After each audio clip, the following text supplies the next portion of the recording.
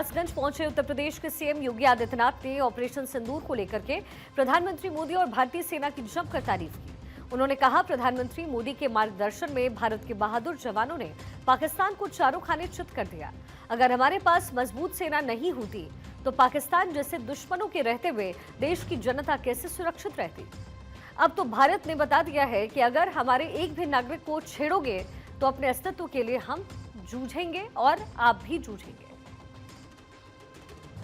Uniform की क्या कीमत होती है और उसका क्या महत्व होता है, आपने अभी ऑपरेशन सिंदूर के माध्यम से पाकिस्तान की कमर को तोड़ने वाले भारत माता के बहादुर जवानों के शौर्य के माध्यम से देखा होगा।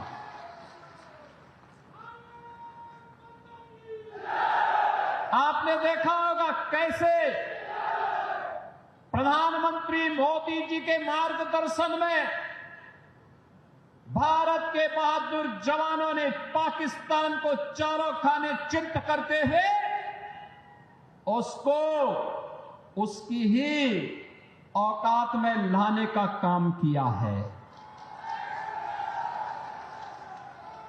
अगर हमारे पास मजबूत सेना नहीं होती, भारत माता के पास बहादुर जवान नहीं होते, तो पाकिस्तान जैसे दुश्मनों के रहते हुए देश की जनता कैसे सुरक्षित रहती,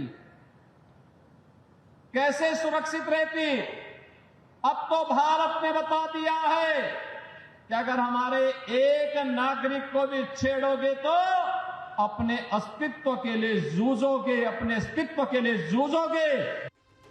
सीएम योगी आदित्यनाथ ने आगे कहा कि यूनिफॉर्म की क्या कीमत होती है वो सेना ने दिखाया है। ऑपरेशन सिंदूर ने पाकिस्तान की कमर तोड़ दी।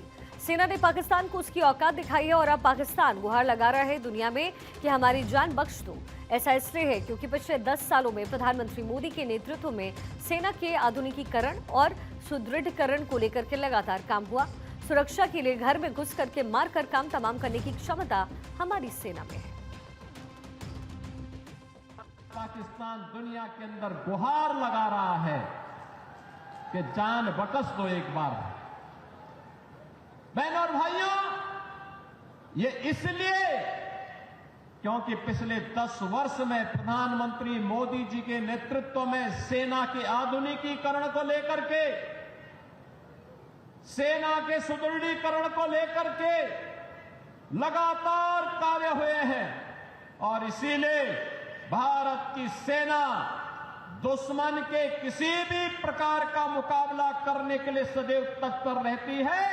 अगर कभी दुश्मन ने कोई जरूरत की तो उसके घर में घुस करके उसको मार करके उसका काम तमाम करने की पूरी क्षमता भारतीय सेना के पास है। आपको बता दें, सीएम योगी आदित्यनाथ ने आज कासगंज जिले में 724 करोड़ रुपए की विभिन्न विकास परियोजनाओं के शिलान्यास समारोह में हिस्सा लिया। इसके बाद उन्होंने एक जनसभा को संबोधित किया। अपने संबोधन में उन्होंने विपक्ष पर निशाना साधते हुए कहा कि पहले की समाजवादी पार्टी सरकार कानून से खिलवाड़ करती थी। आंतरिक सुरक्षा में पुलिस की भूमिका होती है और 2017 के पहले कोई सुरक्षित नहीं था।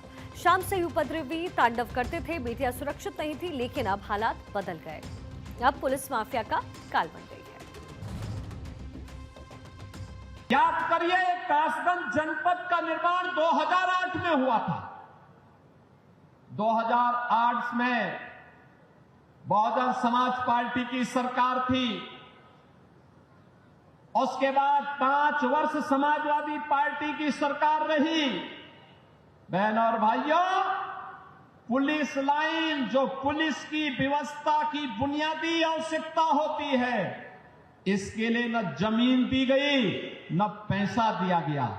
और केवल कासगंज नहीं, उत्तर प्रदेश के लगभग 12 जनपद ऐसे थे जिनमें जिला मुख्यालय नहीं थे, पुलिस लाइन नहीं थी, डीएम और एसपी भी किसी ब्लॉक में बैठने के लिए मजबूर होते थे।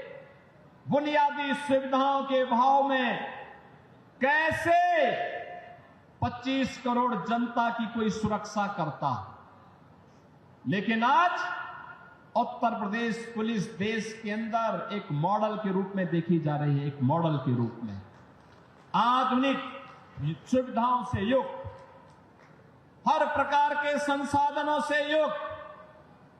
और माफिया का तो काल ही बन गई है पुलिस। अब माफिया पैरेलल एक समानांतर सरकार नहीं चला सकता, किसी गरीब की प्रॉपर्टी पर कब्जा नहीं कर सकता, सज्जन शक्ति को प्रताड़ित नहीं कर सकता, बेटी और व्यापारी की सुरक्षा पे सेंध नहीं लगा सकता है। अगर लगाएगा तो उसे मालूम है अगले चौराहे पर यमराज उसका इंतजार कर रहा होगा और फिर राम नाम सत्य है की यात्रा निकलनी प्रारंभ हो जाएगी।